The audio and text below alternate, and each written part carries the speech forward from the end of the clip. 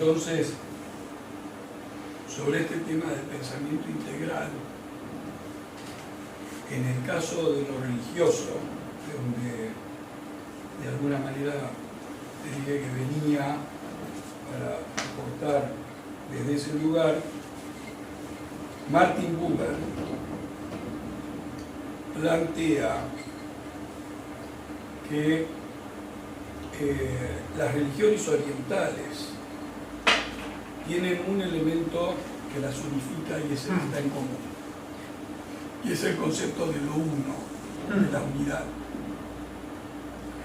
Y de hecho él sentía que el pensamiento bíblico y después judaico tiene todo que ver con el hecho de que él lo conceptualizaba como la religión oriental más joven.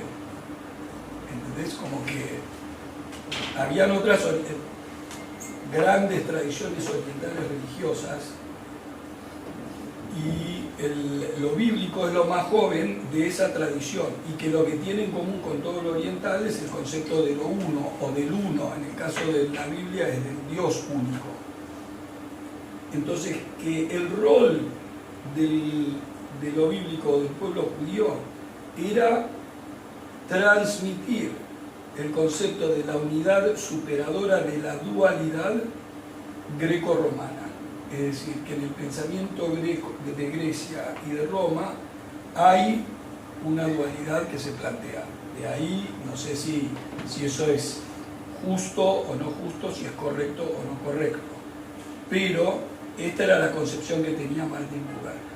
O sea, a lo que voy es que Martin Buber tenía un concepto de unidad que Hegel también lo tuvo.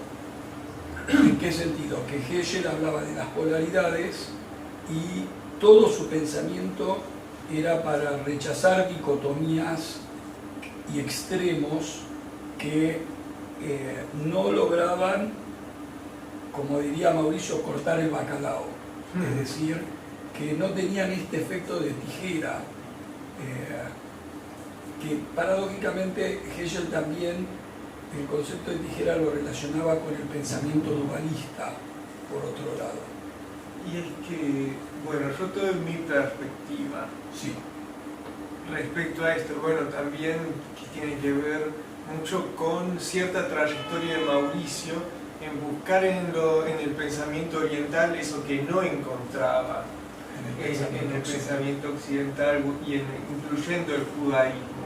Así es. En el sentido que yo veo como el verdadero precursor al pensamiento occidental en el zoroastrismo, que es una religión, o sea, en cierto modo es monoteísta, en el sentido de que hay un solo principio bueno, supremo y en cierto modo absoluto. Pero en el otro sentido es dualista. Fundamentalmente dualista también. Porque tiene el bien y el mal, y que tironean, digamos, de la humanidad que está en medio y sí, tiene que elegir, rechazar lo malo y elegir lo bueno. Y más allá de de todas las elaboraciones teológicas que se puedan hacer en el judaísmo, en el cristianismo y el islam, siguen manteniendo esa base fundamental de que el ser humano tiene que rechazar lo malo y elegir lo bueno. Exacto, es así. Sin embargo. Y que hay un principio divino maligno, o sea, aunque sea a veces mostrado como inferior al supremo bien, siempre está el shaitán, el satanás, el diablo, que te tienta con ese mal. Exacto. O sea, estoy de acuerdo, y para mí, sin duda alguna, el zoroastrianismo influyó mucho en el dualismo religioso occidental. ¿No es cierto? O sea, es una fuente de un dualismo, es casi como algo que se combina con también el dualismo que recibimos en el racionalismo del bien y el mal, de lo verdadero y lo falso, de lo bello y lo feo, etc. Y esto, digamos, Sí, es que una también fuerza, es aristotélico. y que también es aristotélico, porque el pensamiento aristotélico es A o no A, ¿no es cierto? O sea que hay en todas estas O estás con mucho Dios poder. o sos un adorador del diablo, por Claro, ejemplo. o el cuerpo y el alma. O el cuerpo y el alma. El alma que está en el cuerpo atrapada, emprisionada, ¿no es cierto? Las ideas y los sentidos en el platonismo, los dos mundos del platonismo, o sea, la dualidad de universos, de mundo, y en general la dualidad moral y epistemológica, etc., es pervasiva, está en todas estas corrientes y tiene mucha fuerza y mucha atracción. Yo recuerdo, por ejemplo, que un poco Marshall hablaba que en el politeísmo o el paganismo se hablaba de muchas fuerzas. Exactamente, una multiplicidad, de fuerzas. Una infinidad inclusive podríamos Incluso, pensar. Exacto, una infinidad. Pero que lo que atrapó el pensamiento en las religiones occidentales fue justamente el dualismo. Entonces, el concepto de lo uno venía no solo a contrarrestar el concepto de lo plural o lo múltiple o lo fragmentario, para plantear una unidad subyacente que unía a todos los entes, sino en particular en algún momento para hacer fuerza contra el concepto del dualismo. ¿Por qué? Porque cuando tenés un dualismo demasiado radical, no te permite la reconciliación de los opuestos.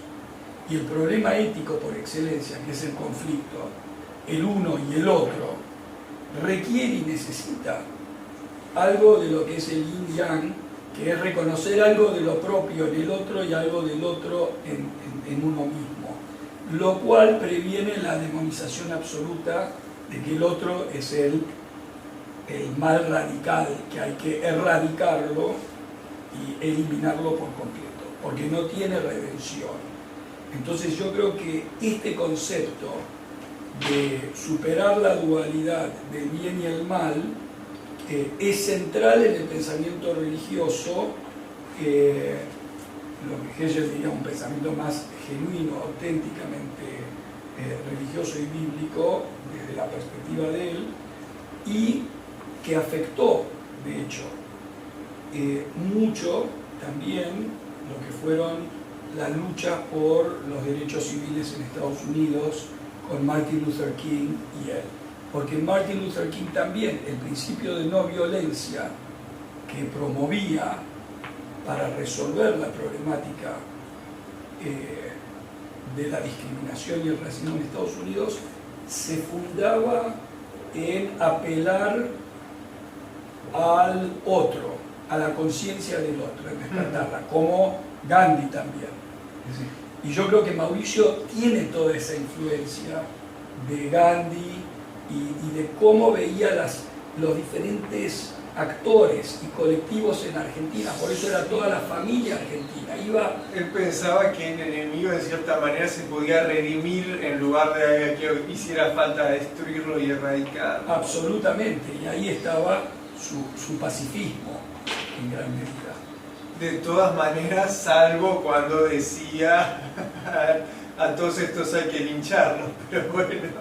Exactamente, pero hay que saber cómo interpretarlo eso también, yo diría, instancialmente, es decir, no como parte de su pensamiento más profundo, o sea, porque había momentos y momentos. Igualmente, digamos, es parte de una estrategia retórica de agitación.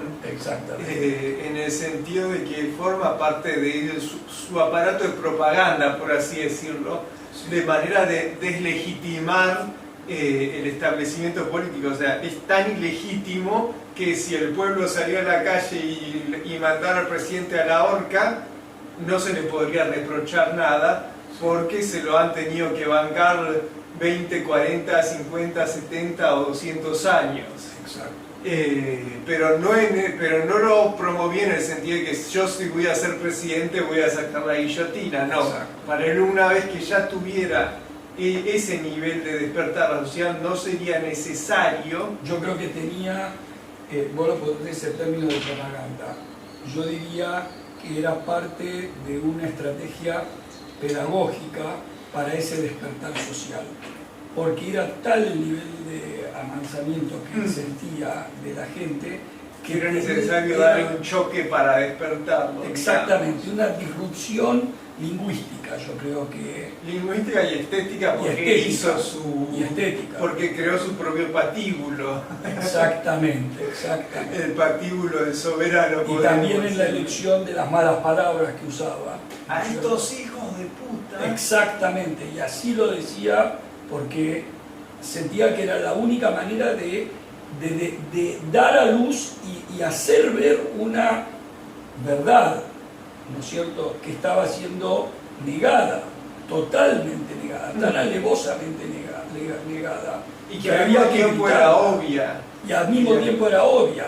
Esa era la paradoja, que es tan obvio y que en otra situación o en determinados contextos se transforma casi también, por otro lado, en un cliché, ¿no es cierto? Él también iba en contra de los clichés. Claro, tenía que innovar todo el tiempo de buscar una nueva manera de cómo transmitir el mensaje. Porque él mismo sufría cuando escuchaba el eco de sus propias palabras en otros, como diciendo, estos corruptos, que venían a decirle a él, estos corruptos, no, pero vos no tenés, no tenés conciencia de que no hay solución porque son tan corruptos. A él le venían a decir, esto es ridículo, ¿entendés? Entonces ahí es donde él sentía que muchas veces las palabras de la gente en la sociedad o el run social, por así decir, no tenía fundamento, no tenía digamos, un compromiso de una acción que sea conmensurable con lo que estaba diciendo. Y eso a él lo afligía también, ¿no es cierto? O sea, que él venía a generar un choque contra el amansamiento, pero también un choque contra esos discursos que son resultado del amansamiento. Lo que pasa es que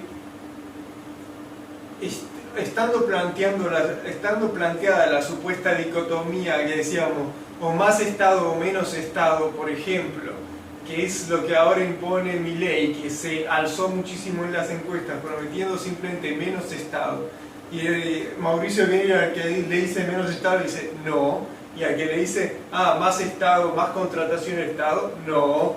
Entonces tiene que generar para imponer tiene que hacer, viste, como un wedge, lo que dicen. Exacto. Tiene que meterse entre las dos posiciones y por eso tiene que ser puntiagudo como para separar las aguas de cierta manera. Por eso es tan punzante su manera de presentar porque si no, no entra. O sea, imagínate que fuera plano la cosa, como si fuera un círculo con dos mitades, algo plano no va a entrar. Pero una punta así los puede separar. Absolutamente.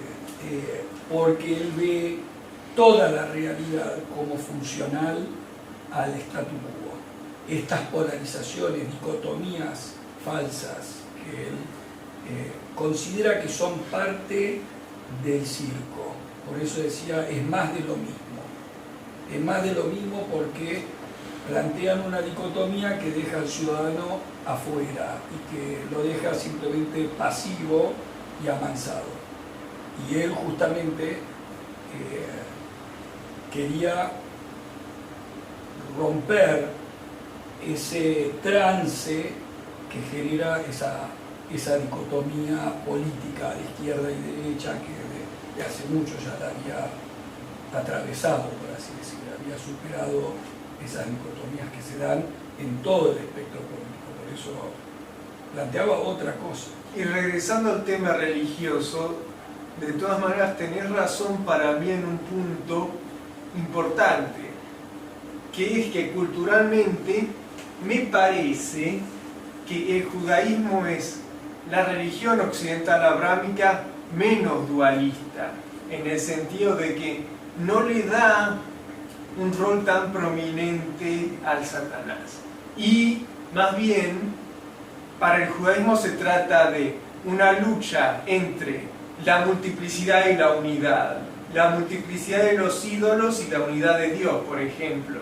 O sea, el desvío del pueblo judío no es un desvío hacia la maldad absoluta de un enemigo único, sino que es el desvío hacia el relativismo de creer que da lo mismo cualquier divinidad, cualquier ídolo, cualquier dios, y hacia el materialismo, como diría Heschel también. O sea, el creer, digamos, que lo material puede sustituir y superar a lo espiritual, que es un poco lo que uno podría interpretar del becerro de oro, ¿no?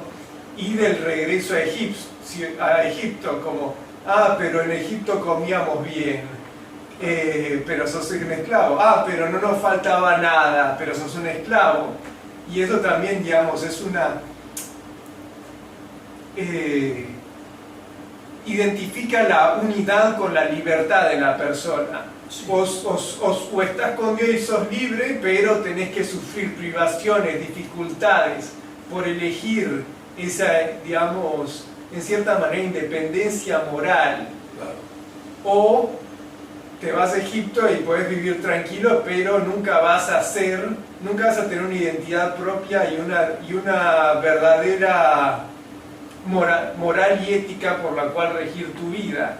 O sea, vas a hacer lo que te dé la gana en cierto sentido, de que puedes adorar a cualquier ídolo, pero estás renunciando a la legitimidad de tu identidad y a tu responsabilidad como ser moral. Claro, o sea, ahí lo que vos estás diciendo, trayendo la historia de Egipto, la esclavitud en Egipto, el éxodo de Egipto hacia la libertad, ir al desierto y recibir ahí la revelación, y después que se cae en el becerro de oro, ¿no es cierto?, que tiene que ver con un símbolo, por supuesto, del materialismo, que también está asociado con esa comodidad de Egipto, porque ese oro... Y que ahora tenemos el toro de Wall Street, que es prácticamente lo mismo. Lo mismo. Entonces todo esto, por supuesto, son metáforas profundas que atraviesan, digamos, toda la tradición religiosa occidental, judaísmo, el cristianismo, el islam, y que son muy sugestivas y que realmente son, yo diría, tesoros y repositorios culturales que están en el inconsciente colectivo de la sociedad occidental, y por ende son historias y arquetipos y metáforas que nos pueden ayudar a imaginar, conceptualizar y generar una conversación a partir de cosas culturales a las cuales podemos apelar, que todo el mundo instintivamente las entiende, ¿no es cierto? Y igualmente hay que ver hasta qué punto las nuevas generaciones están interiorizadas con este tipo de historia. Exacto. Lo cual yo creo que se está perdiendo un poco ese tipo de tradición. Ahí está el valor del mito. El mito en el sentido que le damos en la modernidad, con Mircea Eliade, Jung y otros pensadores, Joseph Campbell, en donde el mito condensa verdades, digamos, discursivas de una manera más potente, que están enmarcadas en el inconsciente colectivo de la gente.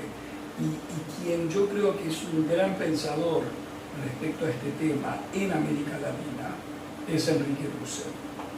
Porque Enrique Dussel integra muchos universos en sí mismo y en su filosofía de la liberación. Por un lado la historia, por otro la política, la economía, la filosofía y también la teología. Y él, que se enmarca más en un pensamiento, digamos, tradicionalmente marxista y de izquierda. Pero en cierto modo también, digamos, que la filosofía de la liberación es, como así decirlo, su respuesta o su complemento a la teología de la liberación. Por supuesto, justamente ahí estoy diciendo que él es consciente del valor de las tradiciones y los mitos, las historias religiosas, porque están en la cultura de la gente, ¿no es cierto? Y él remarcaba siempre que los que ideologizaron mucho el marxismo, o que transformaron al marxismo en lo que fue después, digamos, el sistema en la Unión Soviética, etc., negaron elementos muy fundamentales de Marx, especialmente de los escritos que fueron publicados póstumamente, a donde él,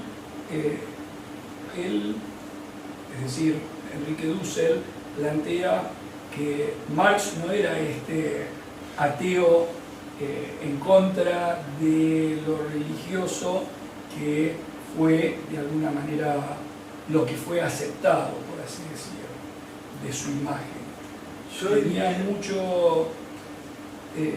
Enrique Dussel rescata el valor de lo teológico en lo cultural.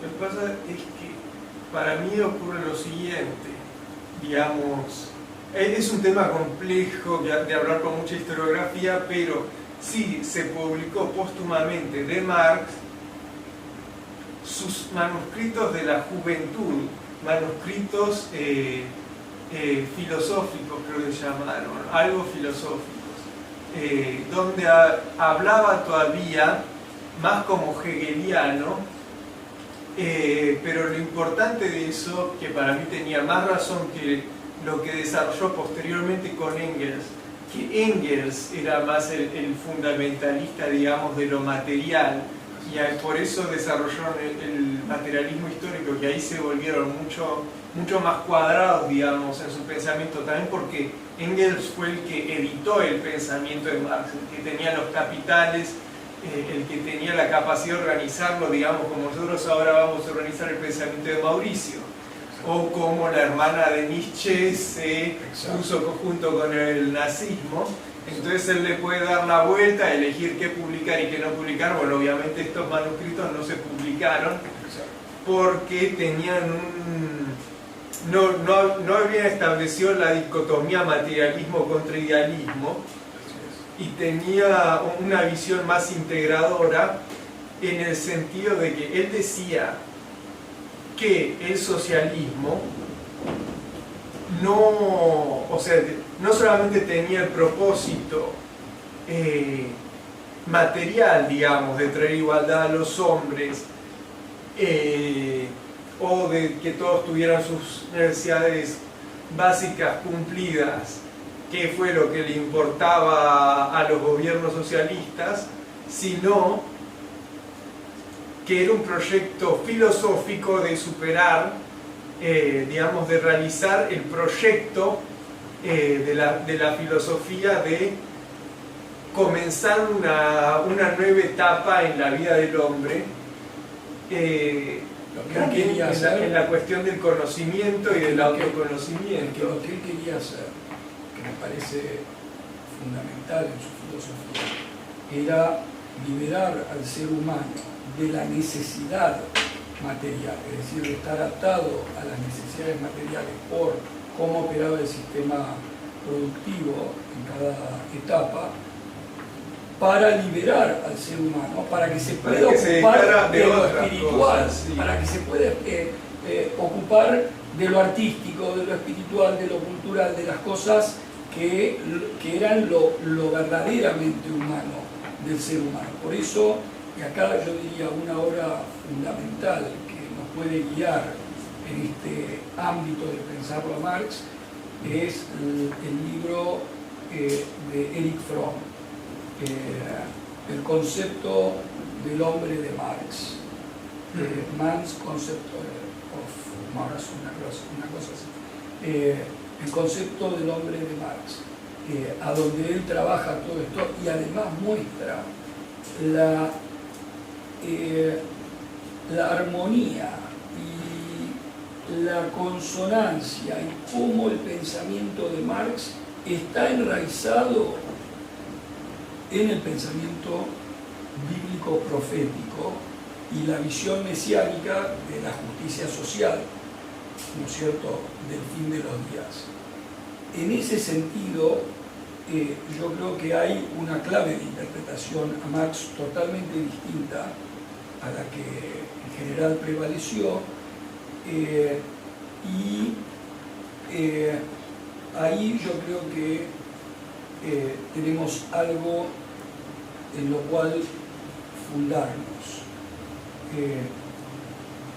Y hay otro concepto más que ahí me está interpelando, que quiero ver si lo descubro, pero no sé si tenés algo para decirte. Yo pienso, digamos, o sea, en la teoría marxista original, pura, existía un concepto muy similar al de Mauricio, el hombre y mujer de frontera, en el sentido que la abolición de la propiedad privada y la colectivización de los medios productivos resultarían en el verdadero propósito que tenía Marx en mente, es que el ser humano dejara de ser esclavo de esa maquinaria, en el sentido también de estar especializado y dedicar toda su vida a una tarea, no solamente algo como el minero de carbón, el trabajador de la forja de acero o la hilandera, que pasaban 8, 10, 12 horas por día haciendo la misma tarea repetitiva, sino todos, o sea, también los técnicos, operarios, ingenieros, personas que tenían un buen vivir, iban a poder diversificar su rango de intereses y ocuparse de cualquier rol que quisieran en la sociedad y no dedicarse por necesidad económica a una sola especialidad. Fundamentalmente es una rebelión contra identificar al ser del ser humano con su trabajo o su profesión, por así decirlo. Y esto era... Y eso es algo también que hablamos con Mauricio mucho. Permanentemente, justamente la multifaceticidad del ser humano y ahí estaba todo el tema de si trabajás, si sos productivo, si ganás plata, etc. Sí, y su negación también a ser el contador Mauricio Yattau, a ser el político de carrera Mauricio Yattau. Exacto.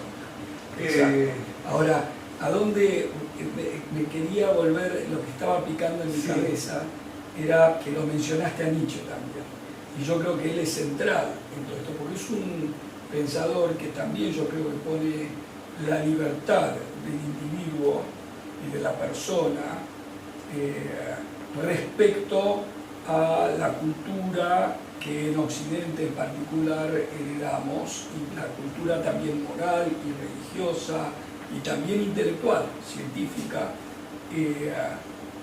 y ahí vemos que en la crítica que hace Nietzsche, yo creo que hay algo muy profundo de lo que dice Erich Fromm también. Porque mira vos, Nietzsche es despiadado, por ejemplo, con el cristianismo. Su libro El Anticristo es despiadado, yo diría. A pesar de que rescata algo esencial, positivo de lo de Jesús, de la vida de Jesús, pero bueno, después viene toda la figura del sacerdote, la oveja del cristiano débil, exactamente, que no se hace cargo de su propia vida ni moral y que es obediente, sumiso y pasivo.